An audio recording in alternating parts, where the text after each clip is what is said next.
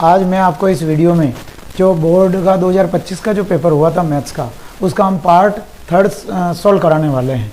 तो इसका हम पार्ट थर्ड में क्वेश्चन नंबर 4 ले रहे हैं कि संख्या 12, 15, 21 का अभाज्य गुणनखंड विधि द्वारा HCF और LCM निकालना है। हमें इसको अभाज्य गुणनखंड विधि द्वारा HCF और LCM निकालना। तो हम देखो पहले 12, 15 और 21 के अभाज्य गुणनखंड करते हैं। इसे बोलते हैं हम अभाज्य गुणनखंड, जैसे टुकड़े करने। 12 में पहले हम 2 का लगाएंगे। 2 की टेबल कितनी बार बोले तो 12 आ जाए, 2 छंग 12, यानी 2 की टेबल कितनी बार बोले तो 6 आ जाए, 2 तिया 6, 3 है और फिर 3 है कम 3। तो 12 के जो अभाज्य गुणनखंड बने 2 × 2 × 3। 15 में पहले 3 का लगेगा, 3 पंजे 15 और 5 एकम 5। 21 में 3 का लगेगा, 3 7 21 और 7 एकम 7। अब हमारे पास में देखो 12 के गुणनखंड तो बने 2 × 2 × 3। क्या बने? 2 × 2 × 3। तो 2 × 2 × 3। 15 के गुणनखंड बने हमारे 3 × 5, 3 × 5। और 21 के गुणनखंड बने हमारे 3 × 7। अब हमें इसका पहले निकालना है हमें HCF। HCF का मतलब होता है महत्तम समापवर्तक। तो महत्तम समापवर्तक के लिए निकालने के लिए इन तीनों संख्याओं में कॉमन संख्या कौन सी? कॉमन का मतलब जैसे 12 में भी होनी चाहिए, 15 में भी होनी चाहिए और 21 में भी होनी चाहिए। तो इन तीनों में अगर हम 12, 15 और 21 में देते हैं तो तीनों में कॉमन क्या है? 3 है। तो हमारा जो HCF होगा वो हमारा होगा 3। तो HCF क्या होगा? 3, वो जो कॉमन संख्या होगी। अब हमें निकालना है LCM, लघुत्तम समापवर्तक। तो लघुत्तम समापवर्तक में देखो, एक तो हमने 2 की घात 2, 2 अधिकतम 2 है।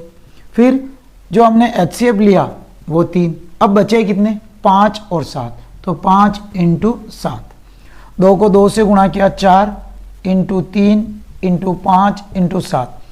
4 को 3 से गुणा करो, 12, 12 पंजे 60 और 60 को 7 से गुणा कर लो, 7 छंग 42, यानी 420 हमारा होगा LCM। तो इस प्रकार से इस सवाल में हमारा HCF तो 3 होगा और LCM 420 होगा। नंबर 5 है कि यदि द्विघात बहुपद 3x² - 5x + 9 के शून्यक अल्फा और बीटा हो तो अल्फा प्लस बीटा तथा अल्फा बीटा यानी अल्फा × बीटा ज्ञात कीजिए। यानी अल्फा प्लस बीटा यानी इनके बीच में आपको निशान किसका दिखाई दे रहा है? प्लस का। और अल्फा और बीटा इनके बीच में निशान किसका दिखाई दे रहा है आपको? इनटू का। इनटू का मतलब गुणनफल, यानी इसमें तो योग की बात कर रहा है और इसमें गुणनफल। यानी द्विघात बहुपद में शून्यकों का योग और शून्यकों का गुणनफल ज्ञात करने का सूत्र। देखो पहले तो हमारे पास में समीकरण है 3x² - 5x + 9। अब हमें देखो हमारे द्विघात बहुपद का जो व्यापक रूप है ax² + bx + c = 0 है। ये इसका व्यापक रूप है। इस व्यापक रूप में x² की संख्या होगी वो a की संख्या, जिसके साथ में x होगा वो b की संख्या, जिसके साथ में x और y नहीं है वो c की संख्या। यानी a का मान तो हो गया 3, b का मान हो गया -5 और c का मान हो गया हमारे पास में 9। अब हमें इसमें निकालना है शून्यकों का योग। यानी शून्यकों का योग का मतलब अल्फा प्लस बीटा। तो शून्यकों का योगफल, शून्यकों का योगफल ज्ञात करने का सूत्र है -b/a। अब देखिए बराबर सूत्र का माइनस और b की संख्या है -5/a का मान कितना है? 3 बराबर माइनस माइनस प्लस, तो ऊपर बचे 5 और बटे में कितना है? 3। तो हमारा जो शून्यकों का योगफल यानी अल्फा प्लस बीटा का मान कितना आया? 5/3। अब हमें निकालना है वापिस अल्फा × बीटा, यानी अल्फा × बीटा का मतलब शून्यकों का गुणनफल। तो शून्यकों का गुणनफल,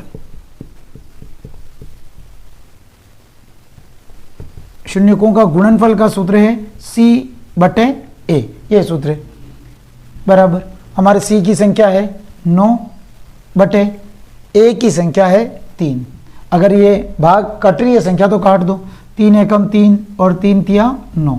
तो हमारे शून्यकों का गुणनफल आए 3। तो इस प्रकार से हम अल्फा और बीटा यानी अल्फा प्लस बीटा यानी योगफल की बात कर रहा, अल्फा × बीटा यानी गुणनफल की बात कर रहा। तो इस प्रकार से हम इस सवाल को सॉल्व कर सकते हैं।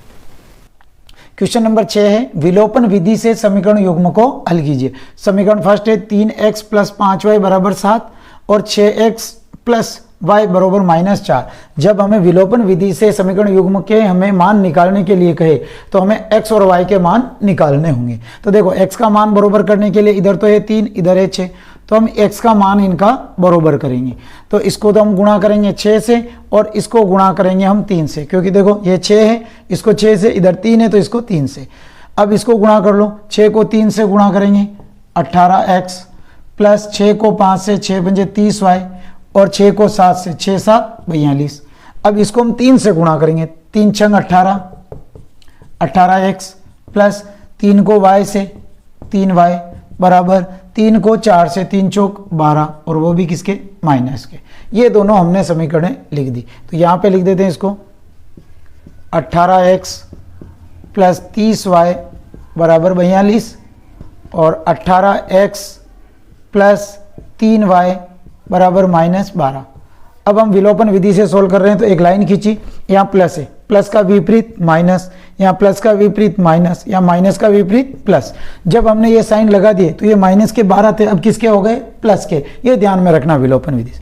जब इसको सोल्व करते हैं तो यहाँ है प्लस, यहाँ है माइनस, प्लस माइनस क्या होता है माइनस, तो इसको हमने क्रॉस कर दिया।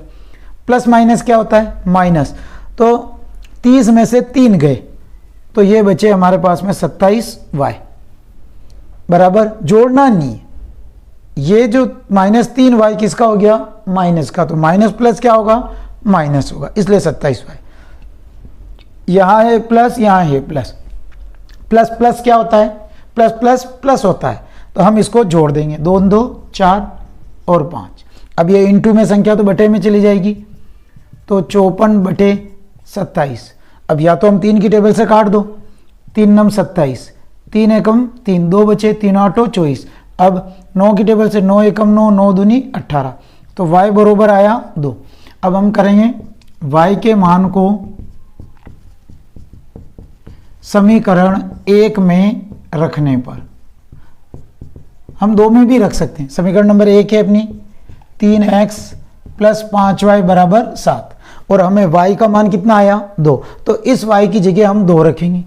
तो 3x प्लस 5 इंटू 2 बराबर 7, 3x प्लस 10, 5 दूनी 10 बराबर 7, 10 प्लस के इधर जाएंगे तो माइनस के, तो 3x बराबर 7 माइनस 10 और 3x बराबर -3, क्योंकि माइनस की संख्या बड़ी, तो x बराबर -3/3, 3 एकम 3, 3 एकम 3, तो -1, तो यानी x का मान आया -1।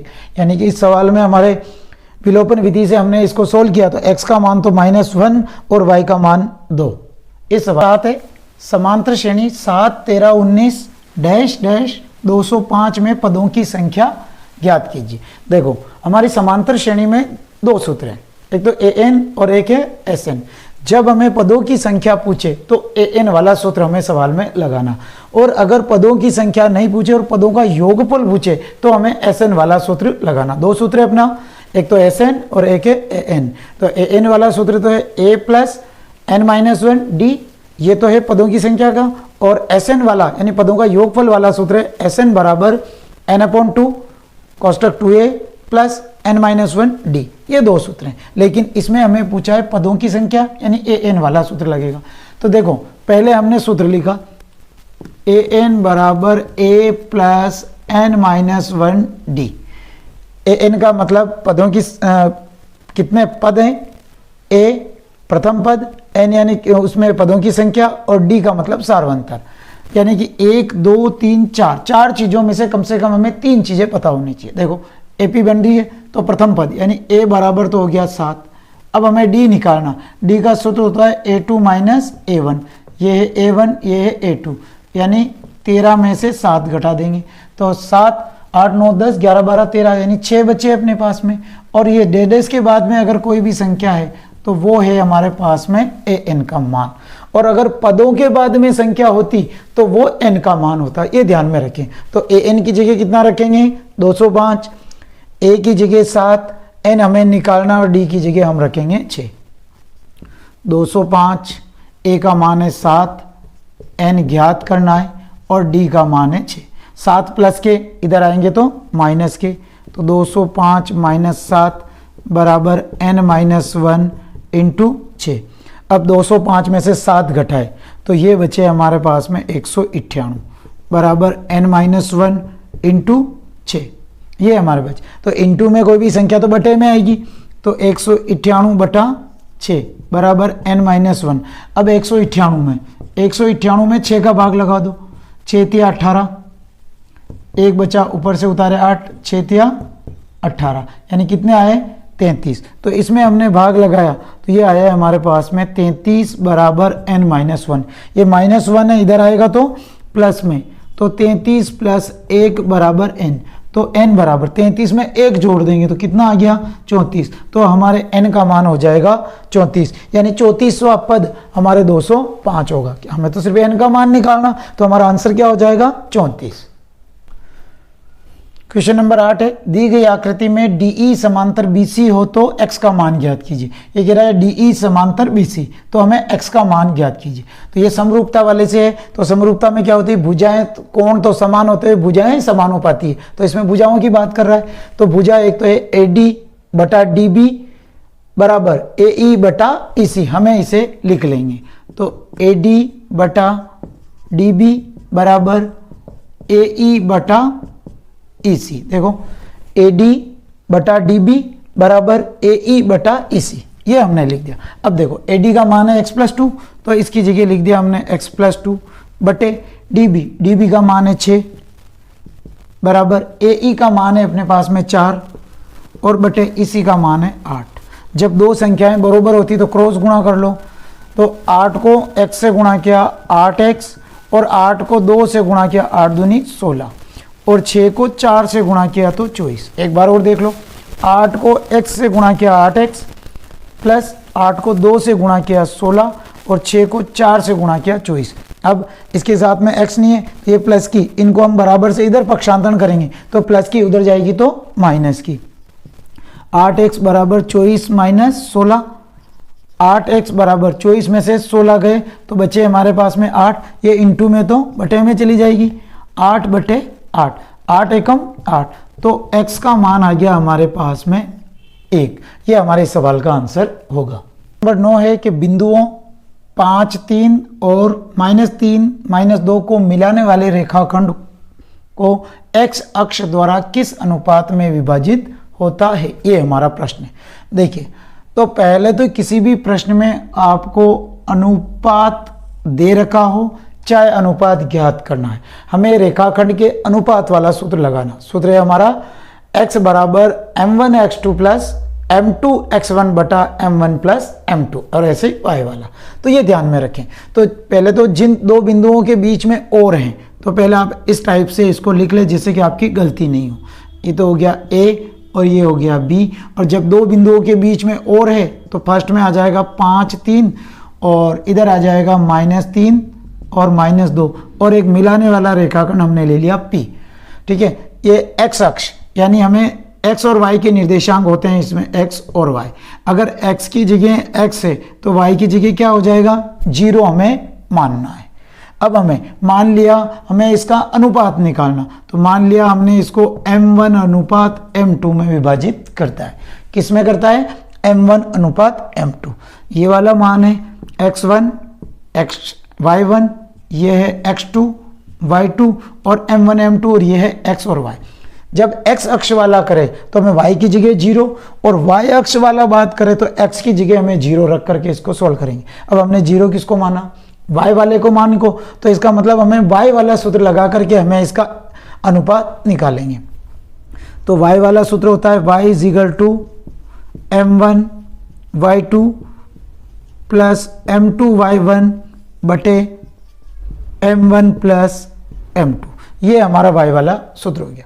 अब इस y का मान है 0, तो यहाँ पे रख दिया हमने 0 बराबर m1 का मान है m1 इंटू y2 का मान है -2 प्लस m2 का मान है m2 इंटू y1 का मान है 3 बटे m1 प्लस m2 बटे 1। अब हमें पहले इसको गुणा कर लेते हैं। देखो 0/1 संख्या पहले आती है तो -2m1 और प्लस 3m2 बटे m1 प्लस m2। अब जब हम किसी भी क्रॉस गुणा करते हैं, अब 0 को हम किसी भी संख्या से गुणा करते हैं तो उसका मान क्या हो जाता है 0। तो यानी इस पूरे का मान हो गया 0। तो बची क्या -2m1 प्लस 3m2। तो इधर लिख दें -2m1 प्लस 3m2 बराबर क्या हो गया 0। अब हम ये प्लस के 3m2 है उसको उधर ले जाएंगे तो ये प्लस का है, बराबर से उधर पक्षांतर करें तो किसकी हो जाएगी माइनस की। तो -2m1 बराबर -3m2, माइनस से माइनस कैंसिल कर दो। देखो m1 का मान कितना है, तो जैसे हम किसी का मान रखते हैं तो x बराबर 2, तो ये 2 किसका मान है, x का है ना। तो ऐसे ही हमारे m1 का मान कितना आएगा 3, तो पहले आएगा 3 और फिर बाद में आ जाएगा 2। तो ये हमारे इस सवाल का अनुपात होगा 3:2। तो इस प्रकार से हम m1 m2 वाला सवाल भी हम आसानी से सोल्व कर सकते हैं। बस आपको ये ध्यान में रखना कि कौन सा x1 है, कौन सा y1 है, कौन सा x2 है, कौन सा y2 है, कौन सा m1 का मान है और कौन सा m2 का। ये बहुत सिंपल तरीके से आप 2026 के एग्जाम के लिए इंपॉर्टेंट क्वेश्चन है और ऐसा क्वेश्चन आपको देखने को मिलेगा। क्वेश्चन नंबर 10 है 4 coat square 45 degree -1 square 60 degree plus sine square 60 degree का मान ज्ञात कीजिए।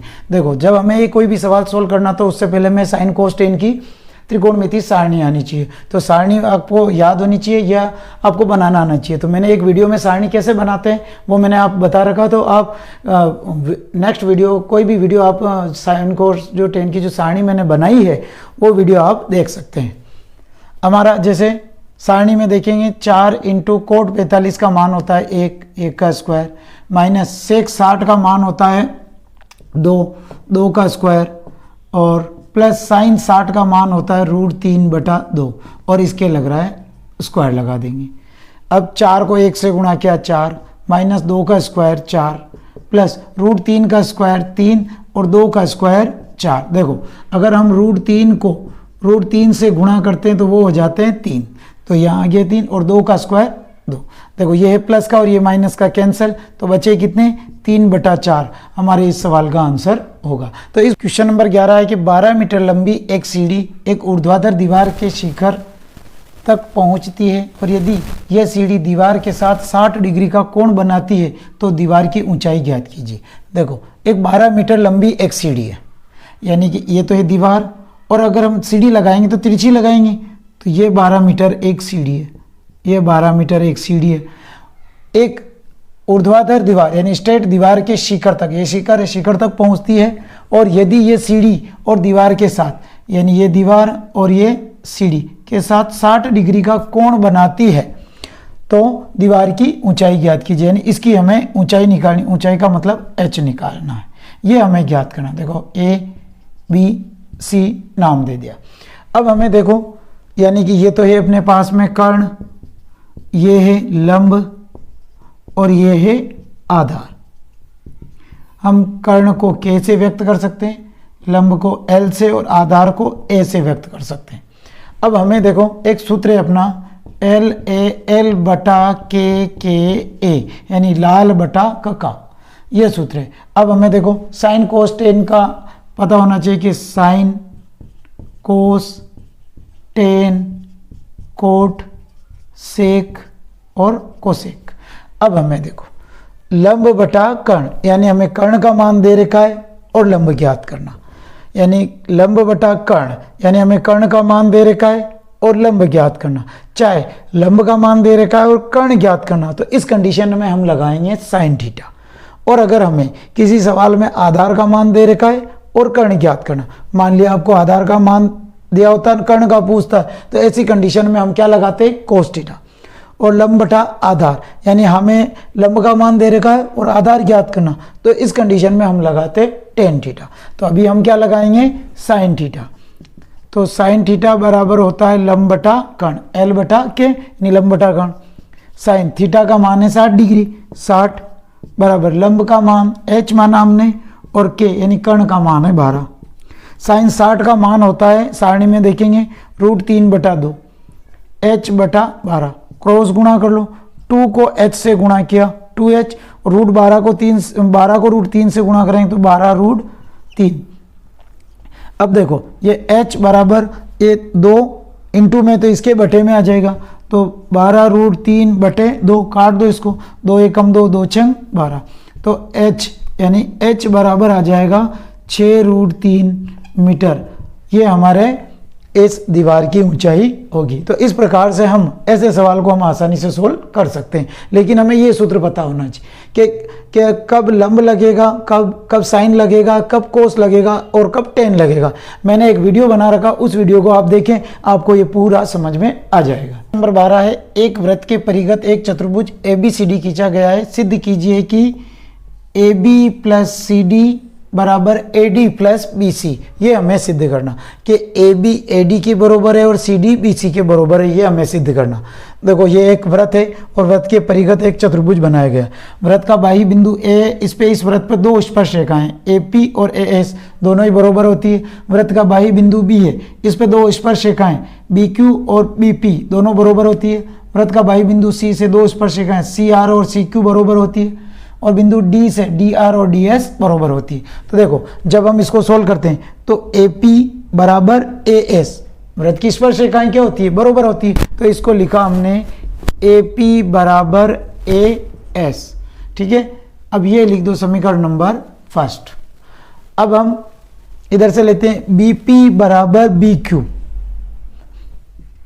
BP बराबर BQ, समीकरण नंबर सेकंड, ये भी स्पर्श रेखा है।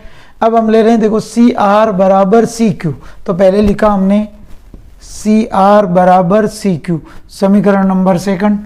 अब इधर DR बराबर DS, DR बराबर DS, ये हमारी समीकरण नंबर 4।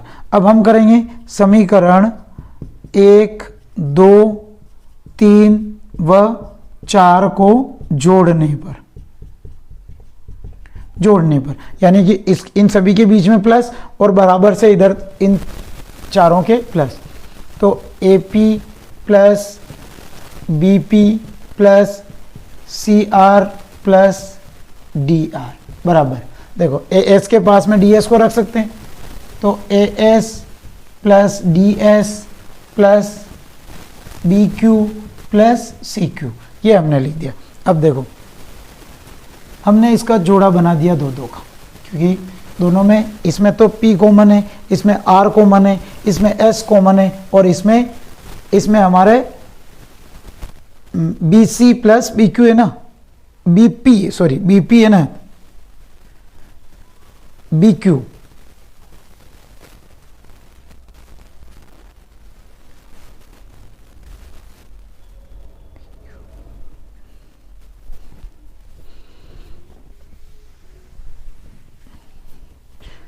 देखिए हम जोड़ेंगे इसको, तो AP plus BP plus CR plus DR बराबर, AS के पास में DS को रख दो, तो AS plus DS plus BQ plus CQ। अब देखो 2-2 के हम जोड़े बना दो इसमें, क्योंकि इसमें P कॉमन है, इसमें R कॉमन है, इसमें S कॉमन है और इसमें Q कॉमन है। अगर मैं PP को हटा दूं तो बचा क्या, AB, तो इसको लिख दो AB प्लस इसमें R को हटा दूं तो बचा क्या, CD और बराबर इसको S को हटा दूं तो इधर क्या आया, AD, और इधर Q को हटा दें तो क्या बचा, BC। देखो AB प्लस CD बराबर AD plus BC, AB plus CD बराबर AD प्लस BC, यही हमें आंसर लाना। लेकिन अब हमें देखो इधर क्या दिया, AP प्लस BP, इधर लिखा हमने AP प्लस BP, क्या बनी, AB, और वैसे ही हमने CR प्लस DR बराबर बनी CD, और इधर AS प्लस DS बराबर बनी AD, और इधर BQ प्लस CQ बराबर बनी BC। हम इसको भी हम साइड में लिख सकते हैं। नंबर 13 है कि वृत्त के चाप द्वारा वृत्त के केंद्र पर अंतरित कोण 50 डिग्री है और यदि चाप की लंबाई 5 पाई सेंटीमीटर हो तो उस वृत्त की त्रिज्या ज्ञात कीजिए। देखो हमें क्या दे रखा है, चाप की लंबाई दे रखी है और हमें इसकी त्रिज्या ज्ञात करनी। तो पहला काम है कि हमें चाप की लंबाई का सूत्र क्या होता है, चाप की लंबाई। तो चाप की लंबाई का सूत्र होता है पाई आर थीटा बटा 180। क्या होता है सूत्र चाप की लंबाई, पाई आर थीटा बटा 180। अब हमें देखो चाप की लंबाई, हम इस सूत्र को यहाँ पे भी लिख सकते हैं। तो पाई आर थीटा बटा 180 बराबर, और चाप की लंबाई दे रही कि हमें 5 पाई। देखो पाई से पाई कैंसिल कर दो। अब आर थीटा बटा 180 और थीटा यानी कोण का मान दे रखा है 50, यानी 50 इंटू आर बटे 180 बराबर 5। अब देखो काट दो 0 से 0, अब बचे कितने, 5 आर बटा 18 बराबर 5। ठीक है, अब हमें देखो 5 बटा 18 इधर आएंगे तो उल्टे हो जाएंगे, तो इधर बचेगा हमारे पास में r बराबर 5 इंटू 18 बटा 5। तो 5 से 5 काट दो तो r बराबर आ गई हमारे पास में 18 सेंटीमीटर। इस प्रकार से हम इसकी जो त्रिज्या निकाल सकते हैं। हमें चाप की लंबाई का आप सूत्र ध्यान में रखें, पाई आर थीटा बटा 180 होते हैं। तो पाई आर थीटा बटा 180 बराबर 5 पाई, पाई से पाई कैंसल, बचा आर थीटा बटा 180। अब आर यानी थीटा का मान है 50, तो 50 रेखा और इंटू त्रिज्या तो ज्ञात करनी बटा 180, 0 से 0 काटा, बचा अपने पास में 5 बटा 18 आर बराबर 5। 5 बटा 18 को हमने इधर पक्षांतरण किया तो उल्टा हो गया, 18 बटा 5, 5 से 5 काट दिए, बचे 18। तो आर बराबर आ गया हमारे पास में 18 सेंटीमीटर। तो इस प्रकार से मैंने आपको इस वीडियो में 2025 के यानी कि क्वेश्चन 13 तक मैंने आपको इसमें पार्ट 3 में मैंने आपको सोल्व करा दिए। और नेक्स्ट जो हमारा जो क्वेश्चन बचा हुआ है वो पार्ट 4 में हम सभी क्वेश्चन एक ही वीडियो में सोल्व करा देंगे। तो ये वीडियो आपको कैसा लगा कमेंट सेक्शन में लिखें और चैनल को सब्सक्राइब करें। जय हिंद, जय भारत।